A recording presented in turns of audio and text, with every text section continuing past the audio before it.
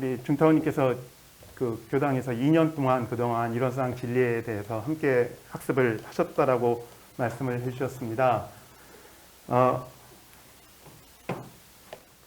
제가 작년에 양평교당에 처음 가서 6주 동안 인과에 대해서 한번 한 적이 있고 8주 동안 그 육념법에 대해서 연달아서 그 설교를 드린 적이 있는데 저희 교도님들이 좀 힘들어 하시더라고요.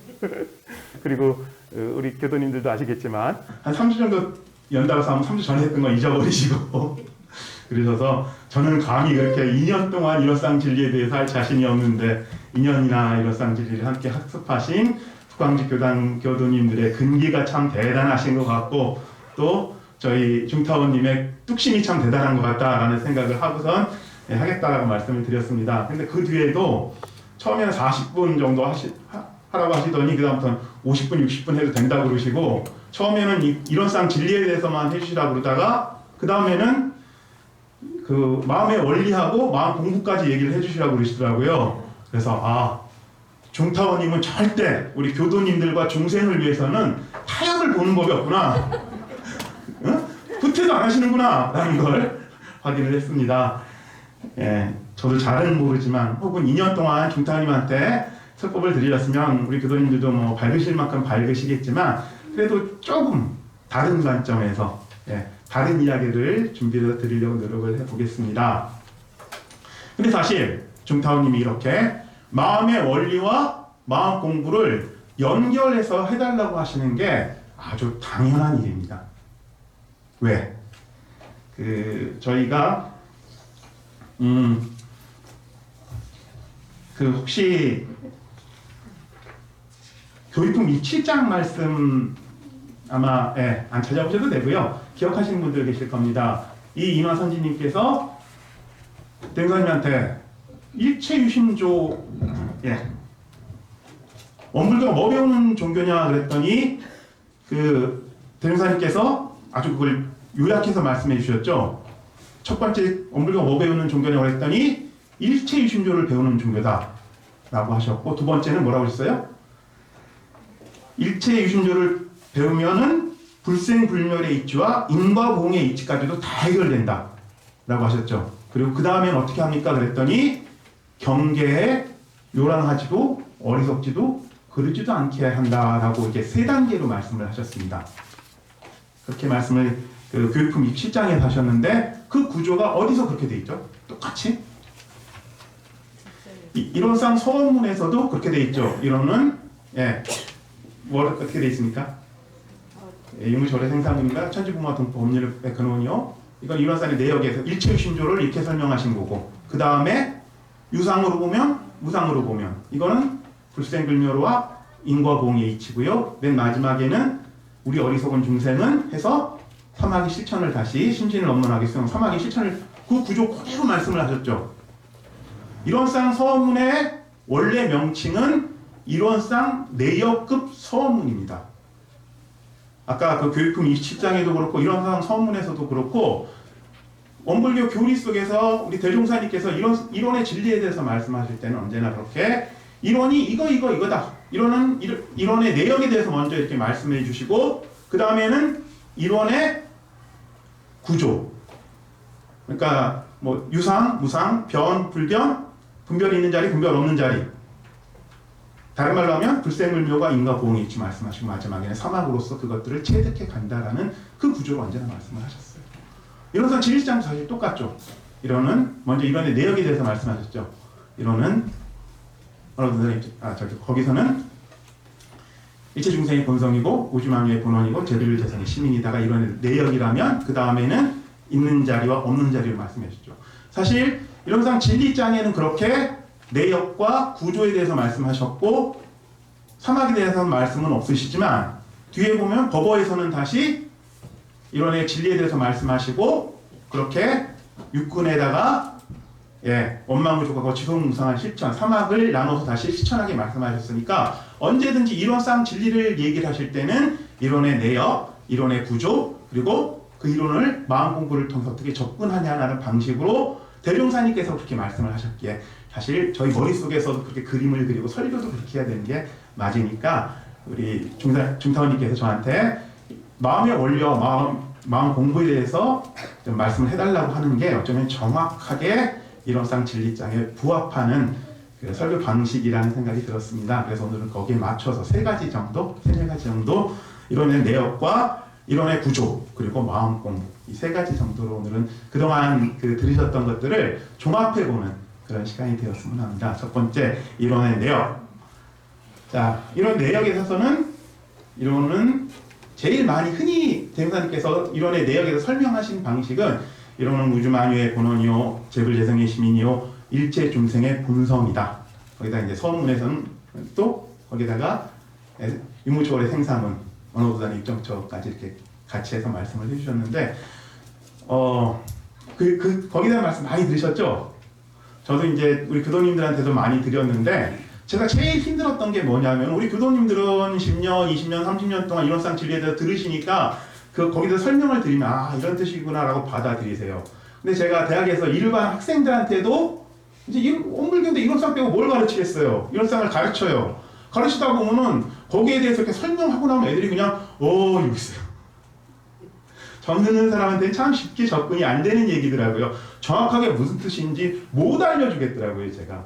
그래서 참 오래 고민했는데 어느 때 법문을 읽다가 아까 공독했던 그 원리편 3장 말씀에 제가 나름대로 한 수식을 얻었습니다.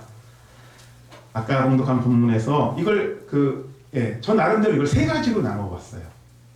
첫 번째, 이론을 신앙하자는 것은 자기의 마음이 곧 부처이며 자기의 성품이 곧 법인 것을 확인하자고 하셨어요. 앞에서 이론상의 내역에서 이론은 일체 중생의 본성이라고 하잖아요. 자, 이론상 진리가 나라는 얘기예요. 나. 내 본질, 나라는 사람의 본질은 뭐예요? 저 이론상과 같다는 얘기입니다. 그래서 이론상을 통해서 대종사님께서 첫 번째로 하고 싶었던 말씀은 저 이론 부처님을 통해서 자성불, 나부처를 발견하자는 게 첫 번째 메시지입니다. 사실 이건 대종사님부터 시작한 일이 아니에요. 서가모니부터 시작한 일이에요. 석가모니 부처님께서 그러셨어요. 야, 나 특별한 사람 아니야. 나는 그냥 너희들보다 길을 빨리 발견하는 사람이야. 옛날에서 있었던 묵혀진 길을 내가 다시 밝혀서 너희들한테 일러주고 그 길을 내가 먼저 왔기 때문에 부처지 내 아니나 니들 아니나 똑같은 불성이 가득 차 있어라는 게 서가모니 부처님의 핵심 메시지입니다. 그런데 석가모니 부처님의 인격이 너무 위대하시고 감사해서 중생들이 석가모니 부처님을 거룩하게 숭배하고자 불상을 조성해서 감사드렸어요. 그런데 이렇게 세상이 그렇죠. 뭔가 끊임없이 역전 현상이 벌어지죠. 84,000 장경 어디에도 야, 내 모습으로 금불상 만들어서 거기다 대고 절해 라고 하신 적 없어요. 부처님의 메시지는 너희들도 나같이 똑같은 불성이니까 니들도 노력하면 나 같은 부처가 될 수 있었는데 어느새 불교가 어떻게 됐습니까? 불상 만들어 놓고 불상에 절하는 종교가 불교가 돼버렸어요. 아니에요. 서가모니 부처님이랑 우리 대종사님의 한결같은 메시지는 노력해서 부처가 되자입니다. 니들 안에 나와 똑같은 불성이 있어입니다. 그래서 원불교에서는 저렇게 이론상을 모신 거예요. 불상을 내려놓고. 저 자신합니다. 만약 원불교가 저 이론상 밑에 애기 부처님 여기 이쁜 애기 부처님 저기 밑에 세 분만 더 모시잖아요. 이 석존성탄절날 여기 계신 분 2배 이상 앉아 있을 거예요. 진짜. 불상이 없으면 불교 아니라고 생각하시는 분들도 애기 부처 세 분만 모셔놓으면 여기 가득 채웠을 테니까. 그런데 그렇게 세상 사람들에게 인기가 없음에도 불구하고 저 이론상을 신앙의 대상으로 모신 이유는 불상이 오히려 진짜 부처, 내 안에 있는 진짜 부처를 멀어지게 했으니까 이론상을 모신 거예요. 우리 교도님들 법신불 이론상, 사은님 그러니까 나 빼고 이론상이라고 생각하기 쉬워요. 아니에요. 나까지 포함해서 이론입니다. 아니, 내 진짜 모습이 저 이론입니다. 늙어서 이렇게 병든, 늙고 주름진 내 모습, 세상 살면서 상처받아가지고 일그러진 내가 아니라 진짜 내 모습, 원망 부족하고 지공무사하다고 표현하신 상처받기 전, 나이 먹기 전 진짜 내 원래 모습이 적법신부 이론상이에요. 예, 사모님 하면서 그 존경의 인사도 드리지만 여기 4배 드리실 때 이론상 부처님 보고 씹으시면서 나야, 참나야, 반갑구나 하고 인사드리세요. 그래서 대명사님께서 이론의 내역을 말씀하신 첫 번째 이유, 나부처 자성구를 발견하게 하십니다. 자, 일체 중생의 본성이라고 하셨죠. 두 번째는 어떤 부처를 발견하게 하기 위함인가? 어떤 부처를 알게 하기 위함인가? 당신들, 내가 만나는 당신들을 부처로 알고 부처로 발견하게 하기 위함입니다. 이거 무슨 부처라고 하셨죠? 처처불이라고 하셨죠. 곳곳의 부처 또는 당처불, 당하는 대하는 그것들, 그리고 사은님. 중생들은요, 분별심 때문에요, 나가 따로 있고 내가 만나는 이는 타자, 다른 사람, 나 아닌 것, 그리고 어리석은 중생이라고만 생각하는데요. 진짜 알고 보면 내가 뭐였죠?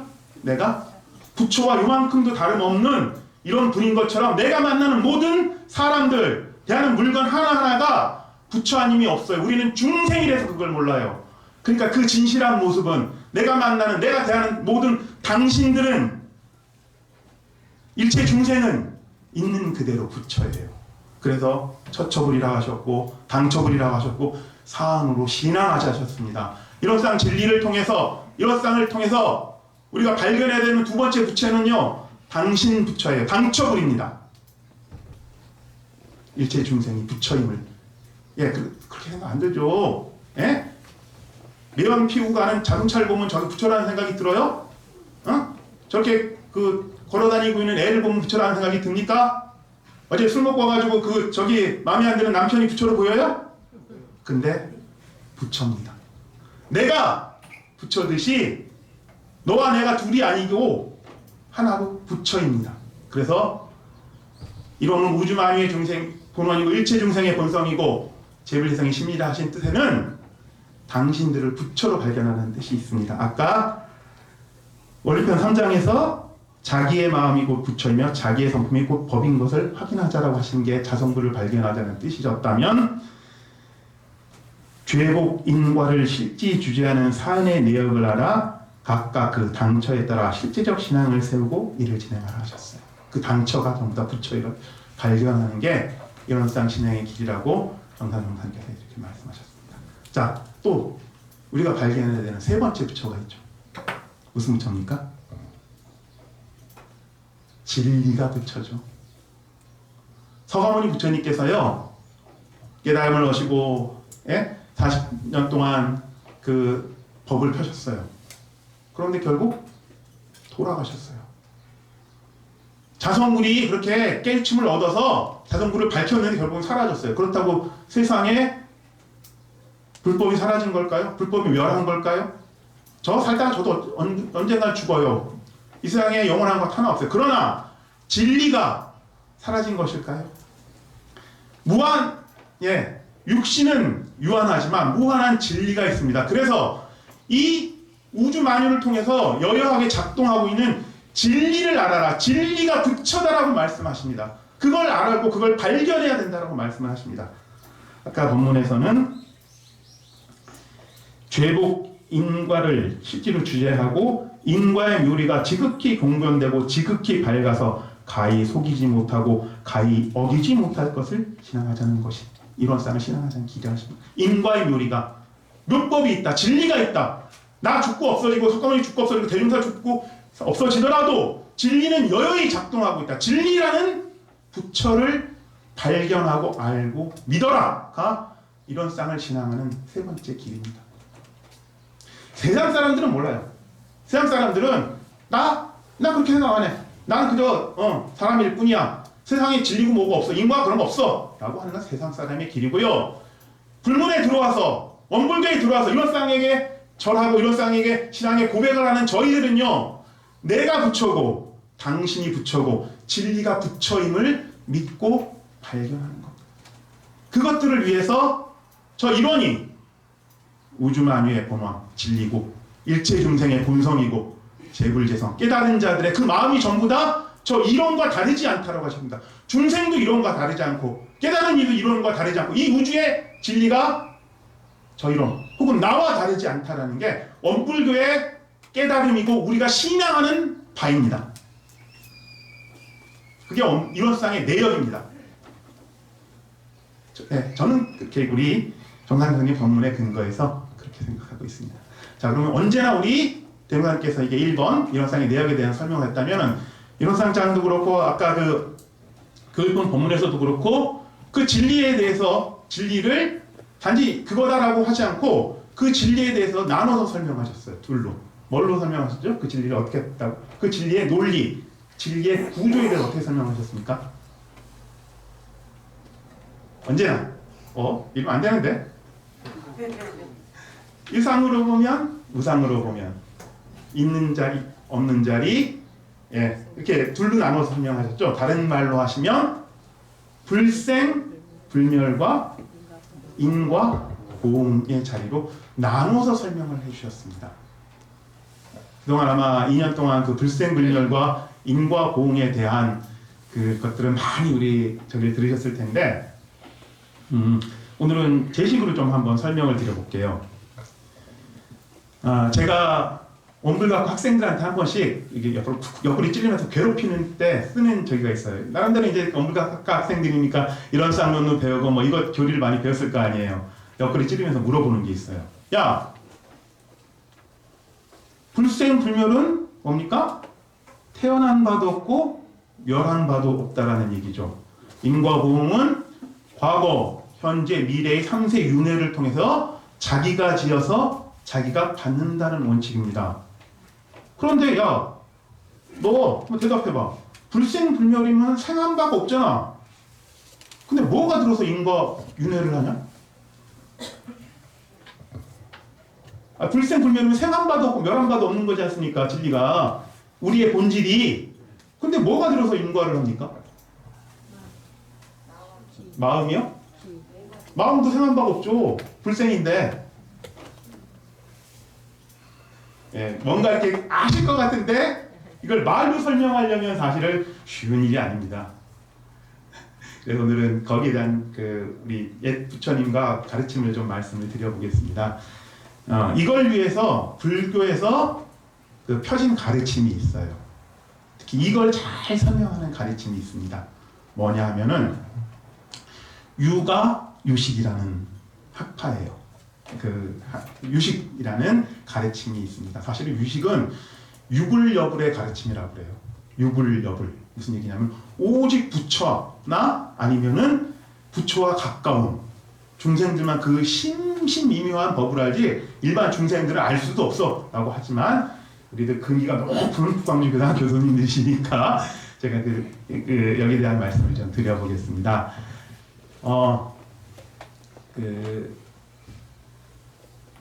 유가 유식, 유가라는 건 요가예요. 명상을 하는 사람들. 그리고 유식이라는 건 오직 식분이다라는 유식, 오직 식이라는. 우리 뭐라고 돼 있냐면 천도품에 한점 화재 보험을 말씀하시면서 화재 보험처럼 한 점 영식에 의해서 다시 윤회를 하는 근원이 된다라고 부처님께서 말씀을 하셨습니다. 이게 왜 문제가 되냐면은 석가모니께서 삼법인을 말씀하셨죠. 재행무상, 재법무화, 일체계고라는 삼법인을 말씀하셨어요. 재법무화라는 거는 일체의 존재에 나라고 할 만한 게 없다에 대한 말씀이시거든요. 이게 사실은 아트만이에요.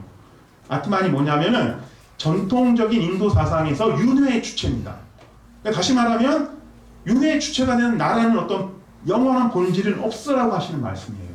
그런데 그렇게 재행무상, 재법무화를 말씀하시던 부처님이 다른 말씀하시다가 갑자기 야 지금 이런 사건이 벌어진 거는 전생에 그때 너는 그때 사슴이고 너는 그때 여기던 토끼고 나는 그때 지나가던 뭐 수행자였어라고 하시면서 어떤 데서는 윤회 전생을 말씀하시면서 그 사건을 막 설명해 주시고 그러시면서 가르침의 본질은 제법이 무아야 라고 하니까 여기서 충돌을 일으키잖아요. 이걸 해결하기 위한 가르침이 바로 지금 말씀드리는 유식학파의 가르침입니다. 그리고 이 사람들이 아까 요가 유식이라고 그랬죠.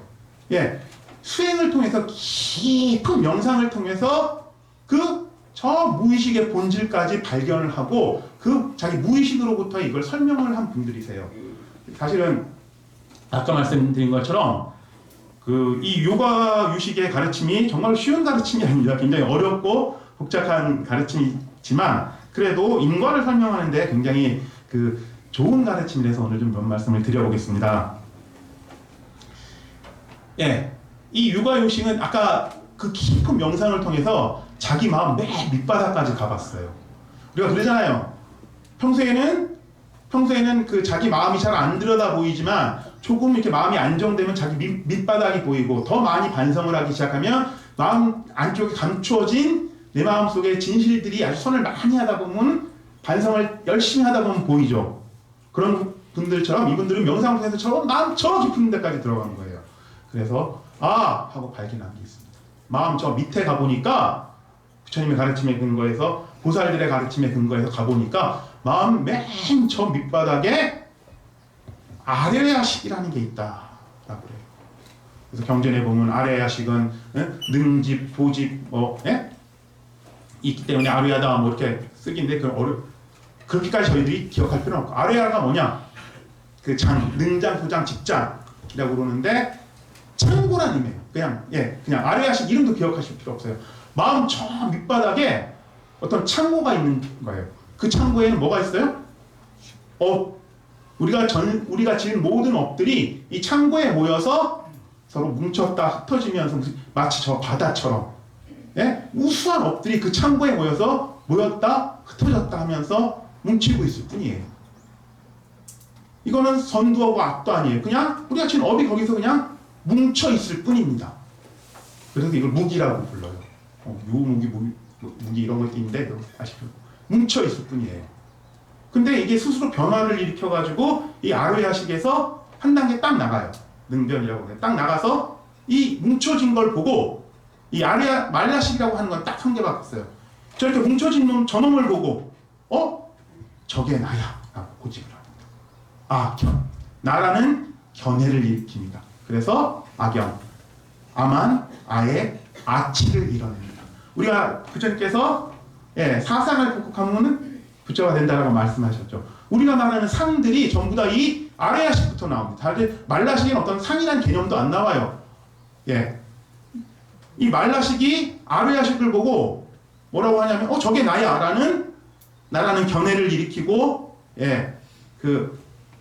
내가 좋아, 내가 사랑스러워, 나라는 게 다른 구별되는 나라는 게 있어, 아만심을 일으켜놓고 나라는 게 있다라는 어리석음을 이뤄냅니다.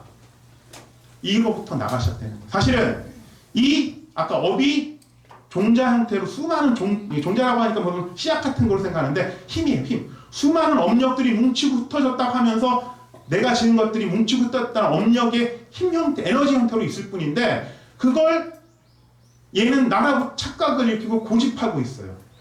무슨 얘기냐? 경전에 보면 이 아뢰야에 대해서 아뢰야는 뭐가 같냐면 폭포와 같다고 그래요. 폭포는 어떻게 됩니까?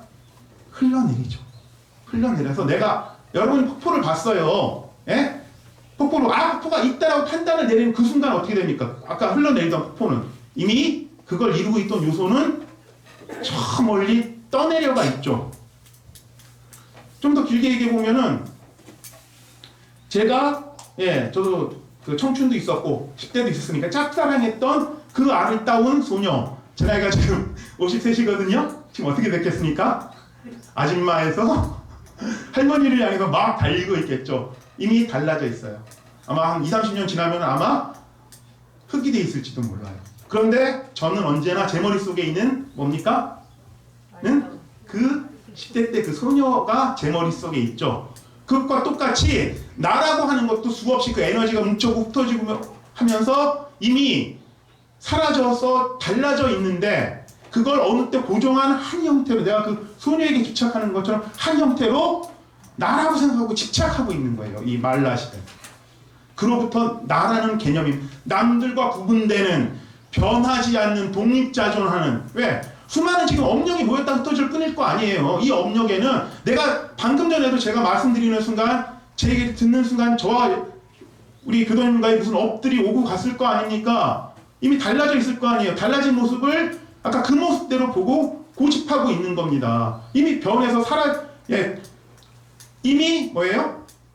변해 있어요. 달라져 있어요. 이미 그리고 공간적으로도 아까 시간적으로도 달라져 있을 뿐더러 요소적으로도 아까 구성하고 있던 그 요소는 업이 변해서 다른 업으로 변해 있습니다. 끊임없이. 그런데 변하지 않는 것처럼 혹은 하나의 단이라는 것처럼 저와 우리 교도님과 엮여 있는데도 불구하고 단이라는 것처럼 이 말라식은 아레아식을 보고 고집하고 있어요.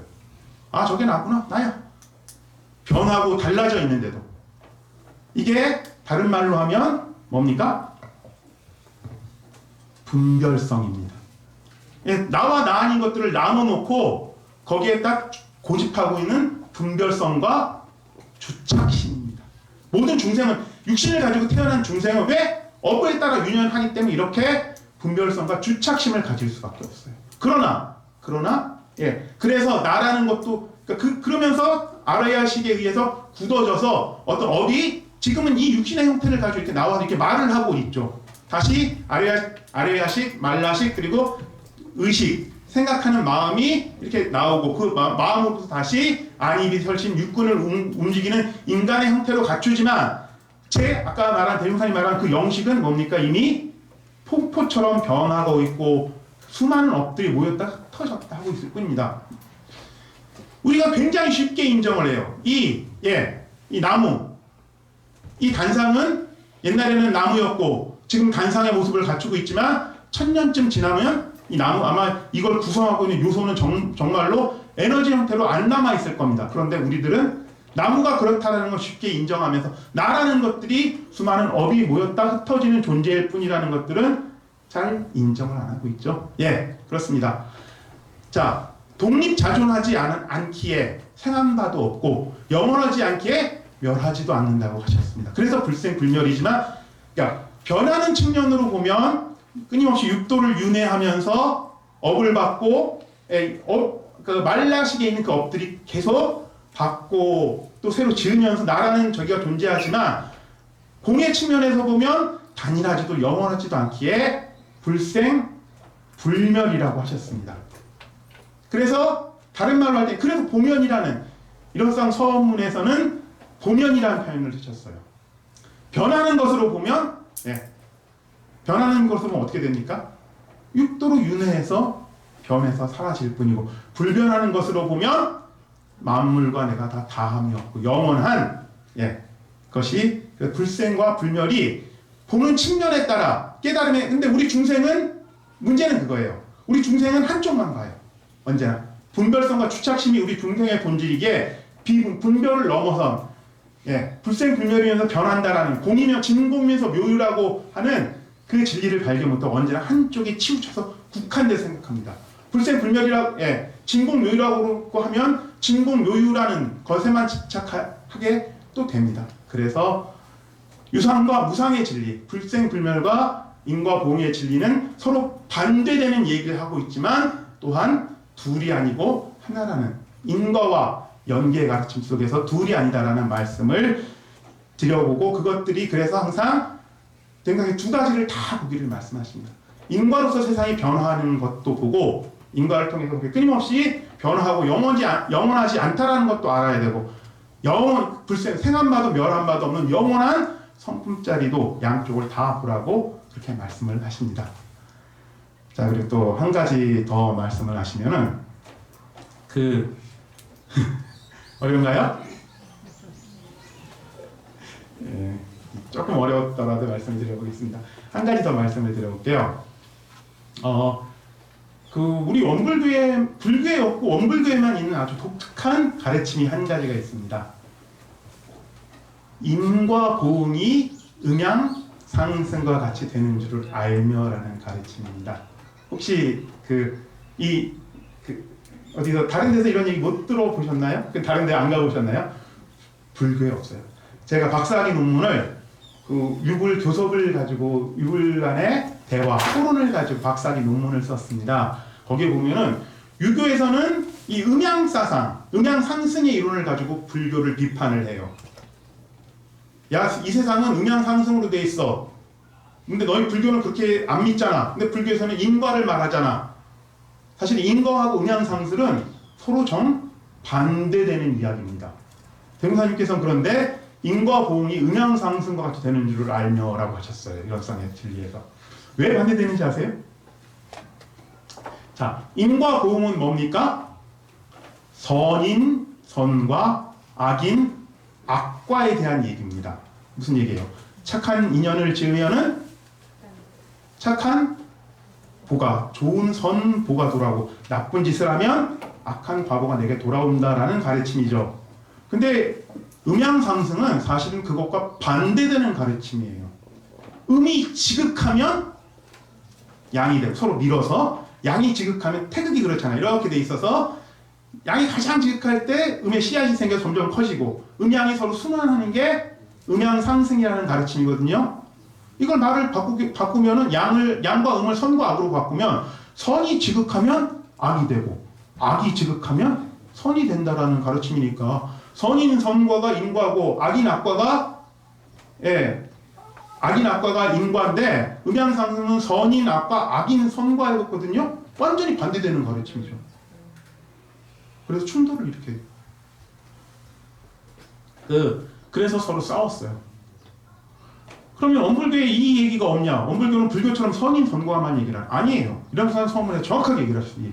무슨 얘기예요 이게? 은생어해 해생어은. 이게 음양상승에 대한 가르침이세요.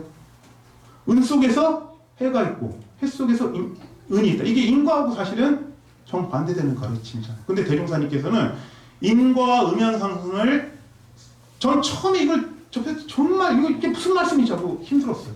이걸 어떻게 해석해야 되지? 어떻게 알아야지? 근데 볼 때마다 굉장히 이거 사실은 다른 분들은 이걸 이렇게 저처럼 설명을 안 하세요. 근데 저 나름대로 고민을 하다가 오늘은 그 고민의 결과물을 좀 말씀을 드립니다. 근데 고민하고 사실 그래서 그 박사 논문을 그 유불간의 대립을 가지고 쓴 거거든요. 오래 고민을 한 대종사님이 뜻을 알게 되겠더라고요. 대종사님이 언제나 인과에 대한 말씀하실 때 보시면은 상생, 상극, 상생의 과보, 상생의 순역을 말씀하시면서 그러니까 과보를 받을 때 음양상승이 된다라는 표현을 쓰십니다. 그러니까 설명을 드리면은 시관적으로 보면 내가 지어서 내가 받는 것이 호리도 틀림이 없어요. 전생에 지은 바를 이 생에 받고 이 생에 지은 바를 다음 생에 받는 것이 호리도 틀림이 없어요. 근데 그렇게 인과는 단순하지가 않아요. 왜냐하면 인연이 무수한 인연이 있을 거고 인이 무수한 직접 인이 연이 무수한 간접 원인들이 있잖아요. 우리가 씨앗이 인이잖아요. 씨앗이 어떻게 해요? 어떤 땅에 떨어지느냐에 따라 전혀 다른 결과물을 맺죠. 그 땅이 연이에요. 하나의 행동이 단지 하나의 행동. 제가 그래서 얘기를 하지만 듣는 분이 벌써 몇 분이세요? 예? 제가 얘기를 하러 여기 오기 위해서 오늘 아침에 차로 1시간을 오는 동안 어떤 곤충을 어떻게 해쳤겠어요? 하나의 인이지만 그 하나를 위해서 무수한 인과 무수한 연이 함께 맺어집니다. 그러니까 내가 지은 걸 다시 내가 받는다라는 건 호리도 틀림이 없지만 이 인연이 과로 만들어질 때는 어떻게 되느냐? 과로 만들어질 때는 반드시 그렇게 하나하나가 아니라 양의 세력처럼 만들어져요. 제가 물어볼 때가 있어요. 이걸 이렇게 말하자면 수평적으로는 그 하나의 결과가 수많은 다시 인과 연의 과보로 맺을 때는 양의 순환처럼 은혜 속에서 해가 나오고 해 속에서 은혜 나오니까 시간적으로는 이렇게는 인연과지만 수평적으로 그 과가 맺어질 때는 음양상승의 법칙에 따라서 만들어지기 마련입니다.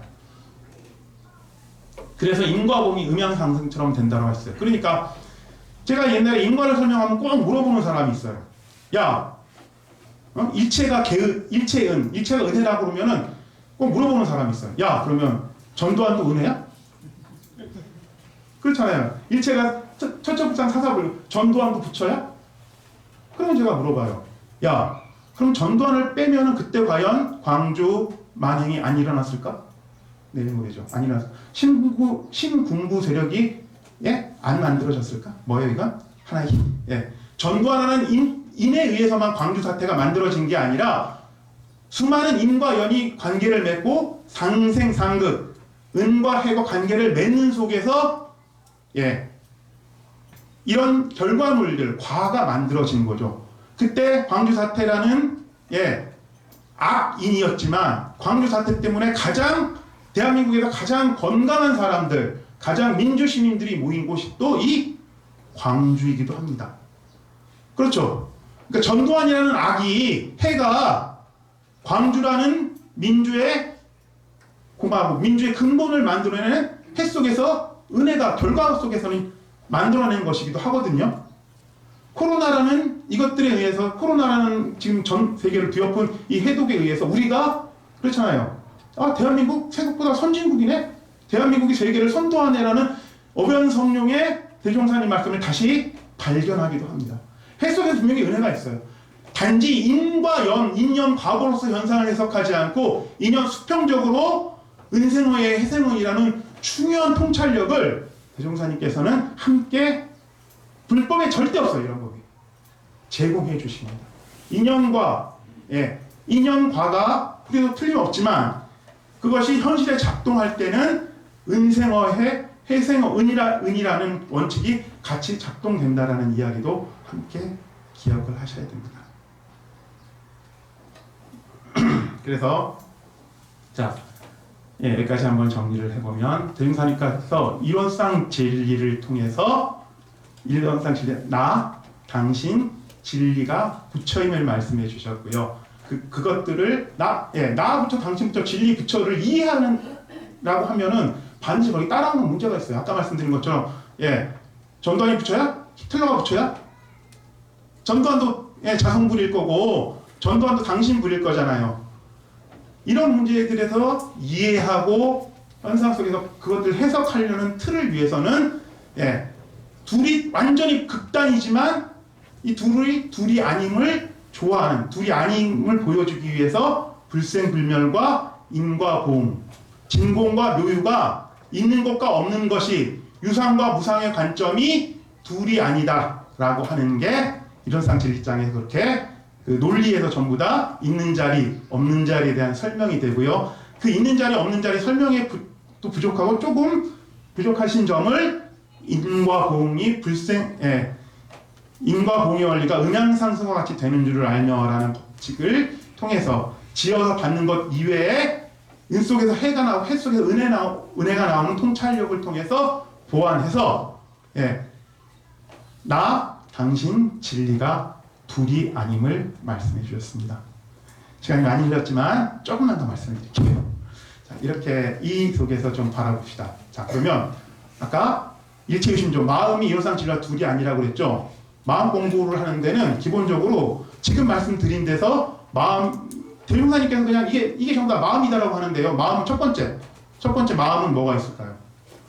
마음은 분별심. 아까 마음이 일어나는 과정에 대해서 제가 유식으로 말씀을 드렸죠. 마음은 뭡니까? 맨 처음에 아루야식을 착각하는 말라식으로부터 내 윤회도 되고 나라는 개체가 만들어졌죠. 그러니까 내 마음은 뭐냐? 전부 다 분별성과 주착심에 오염돼 있어요. 그래서 마음 공부란 뭡니까? 죽도록 싸우는 겁니다. 그 마음하고. 분별성과 주착심, 내 윤회하는 근본에 무명이 근본이 돼 있고 분별성과 주착심에 의해서 업에 따라 내가 윤회가 되니까 내가 부처가 되는 길은 첫 번째 죽도록 그 악과 싸우는 길입니다. 우리 아까 부른 불자의 노래에서 뭡니까? 삼독을 가시면 자성이 빛난다. 삼독을 가셔야 내 자성불이 청정하게 빛납니다. 자, 아까 그런데 또 두 번째 윤회 전전하는 내가 그게 불생불멸의 원리와 둘이 아니죠. 그럼 뭡니까? 공의 이치와 마음이라는 건 우리 천도 법문에도 돼 있지만 한 이름도 없고 불생불멸 내가 나라고 저게 나라고 착각할 뿐이지 그저 인연이 모였다 인연이 흩어지는 독립자존하는 내가 아닌 없고 또 없는 것이거든요. 그러기에 마음은 없고 없습니다. 없고 없는 걸 가지고 뭘 싸워요? 마음은 그래서 그 마음을 뭐라고 그러냐? 자성을 또 뭐라고 그러냐? 금강자성이라고 해요. 마음은 없고 없는 것이기에 절대로 오염되지도 더럽혀질 수도 없습니다. 저 허공이 우리가 허공에다 물감을 뿌리거나 흙을 집어던지면 허공이 오염되지 않죠. 왜? 없으니까. 그래서 예로부터 금강자성이라고 했습니다. 없고 없는 것이기에 오염될 바도 더럽힐 바도 없습니다. 삼독이 있어도 자성은 빛납니다. 더럽히지 않습니다. 이게 이론상 진리에 바탕한 마음 공부의 두 번째 원칙입니다. 그래서 우리 성가 중에 무상의 노래 뭐라고 그러셨습니까? 수양심 노음이 참 수양이라고 하셨죠. 그게 그 공부입니다.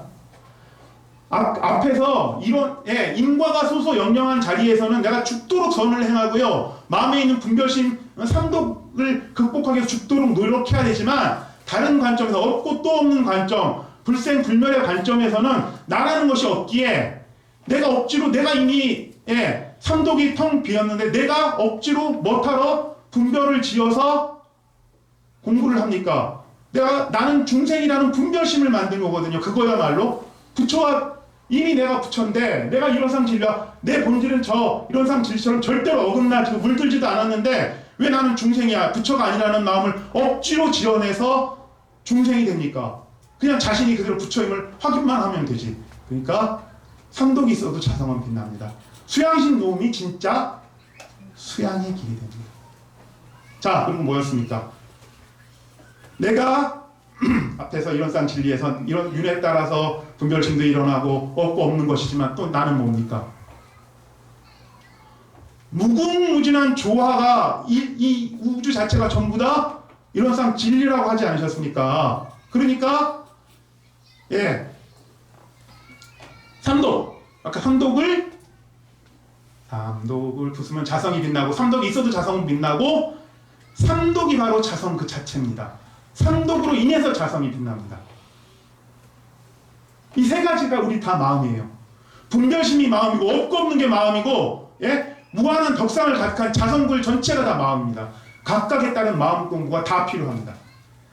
자, 법문을 통해서 한번 확인해 보겠습니다. 아까 2장 법문 다시 일원상에 대한 일원상을 세 가지로 말씀하셨어요. 여기서 없고 없는 것, 무궁무진한 자성 그리고 끊임없이 변해 가서 저기 하는 마음.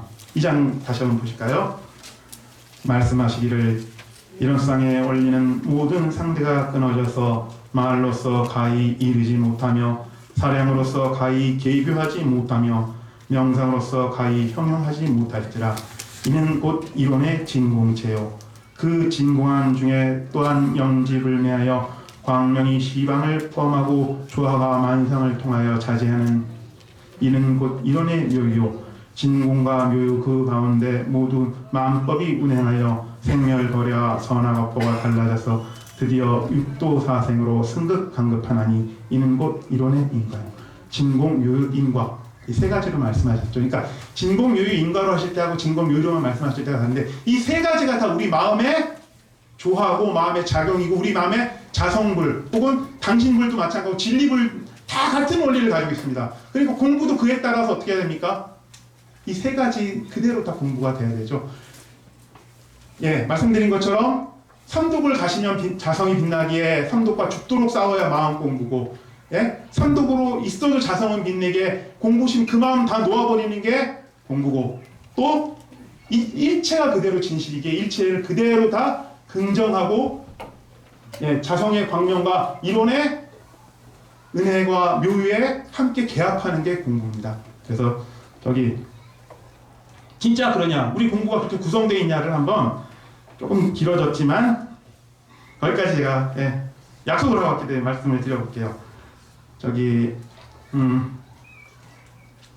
경인편 22장 한번 보시겠습니까? 22장 함께 진짜 원불교의 공부가 이런 자성의 세 가지 원리 진공, 묘유, 인과에 맞춰서 구성이 되어 있는지를 한번 제가 세 가지 공법이라고 삼독과 죽도록 싸우는 것, 삼독이 싸우는 마음 버리는 것, 삼독 그 자체가 은혜임을 발견하는 길 이 세 가지를 말씀을 드렸는데 진짜 그렇게 구성이 되어 있는지 쭉 보십시다.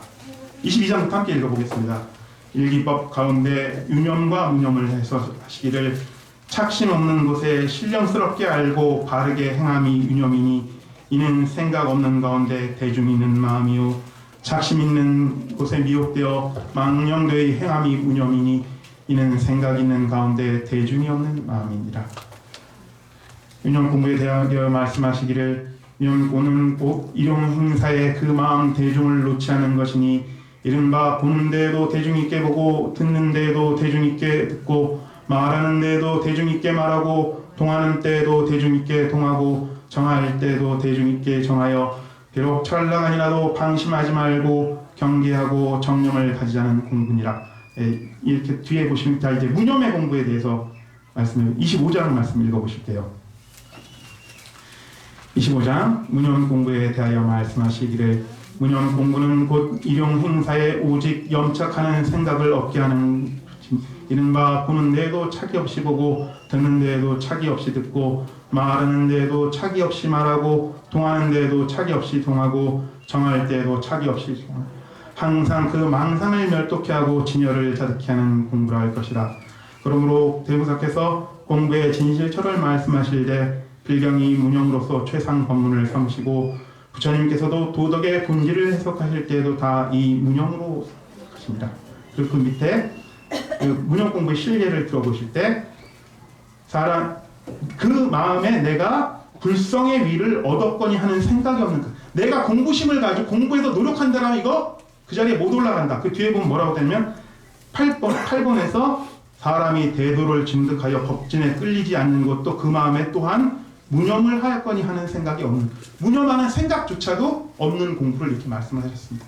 무념의 공부는 그렇게 마음의 두 번째 진공체의 바탕에서 삼독과 싸우려는 그 마음도 없이 하는 게 무념의 공부입니다. 그게 아까 말씀하신 것처럼 공부의 진실처다까지 말씀하셨습니다.